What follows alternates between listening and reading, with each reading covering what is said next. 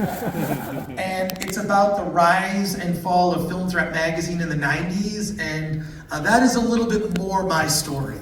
But, you know, I was a small part of Attack of the Show and G4 TV. I'm really proud of the legacy of it, and I think it helped grow nerd culture, because that's when it was like 2007. I remember being at Comic-Con, I think the Iron Man trailer came out or something, and I was like, whoa, like this is getting like, you know, nerd stuff is now, you can go to Target and get, and Walmart and get nerd t-shirts. That wasn't always the case. People forget. Yeah. I also noticed that this documentary, it's very, it has a lot of information in it. It's not one of those documentaries where you're watching and you're kind of like, you know, watching the sunrise or anything like that. Mm-hmm. There was quite a lot of movement, quite a lot of recording what went on. How did you guys make the decisions? Because there was a lot. It was a very active, growing, explosive moments.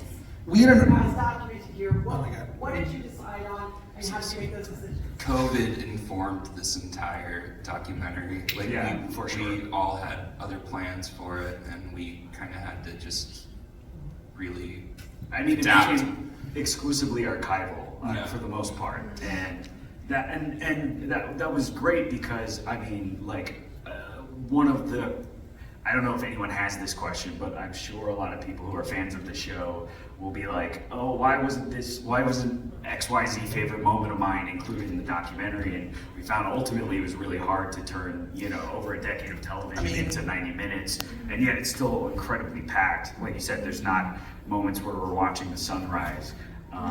But I mean, I don't know if there was a method to the madness other than. Well, there was, I mean, like you know, when we realized we were getting shut down, like Anthony was talking about, we had to like shut down this studio. I think Bob even got sick in that. Oh yeah, it was like one of the wave one COVID. Yeah, you got the OG COVID. That was fresh stuff.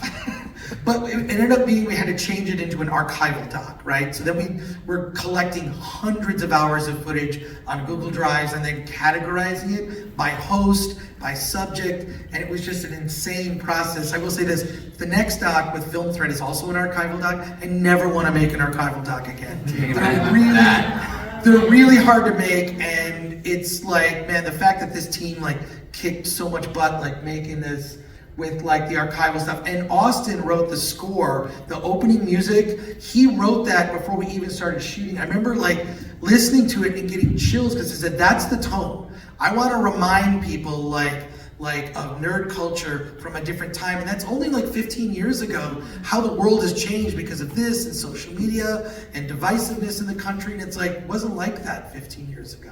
It really wasn't. So I wanted to remind people of a time when we were just kind of united over things we loved. And it's a little maybe overly sentimental, but also like that's sort of the thing, the thread that I wanted to have in there is like how we talk to each other, and can I remind people of that time so we can kind of turn the temperature down, because we all love the same stuff. We may love certain things more than others, but there's nothing wrong with that. Yeah. Yes, unfortunately we gotta like wrap it up in minutes. There's another panel, but Just have one last comment. Please. To say that the excitement of the entire experience was captured in this, and having him make those original songs about it, is the creativity process flowed in this. It was just so enjoyable. I didn't want it to stop. And Thank you. Thanks. Very much. Zach Selwyn was supposed to be here today and sing some songs for us. That was from the very beginning. There was like bookends with me, Zach Selwyn singing songs. He's like the Greek chorus of the doc, kind of saying out loud. Or the guy from There's Something About Mary.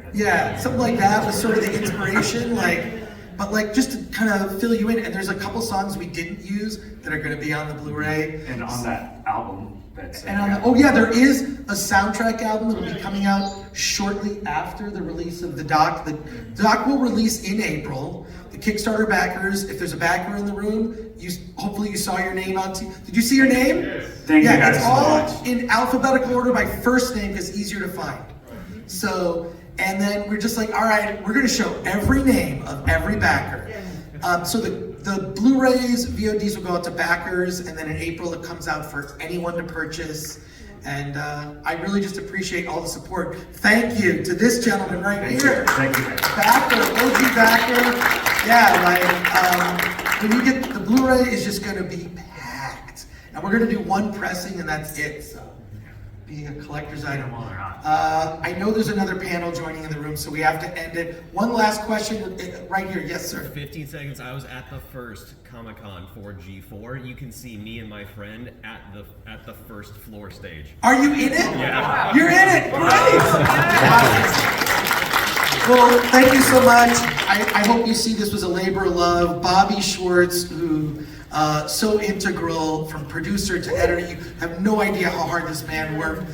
He is just for Bobby because the movie would not be. This guy used to watch G4 as a kid. How old were you? Like in junior high or? High school, junior high. I mean, Yeah. I started in screensavers as well, watching. So like, to get to do this, it justified all those hours watching the show as a fan. And now I'm like, oh, it was research the whole time.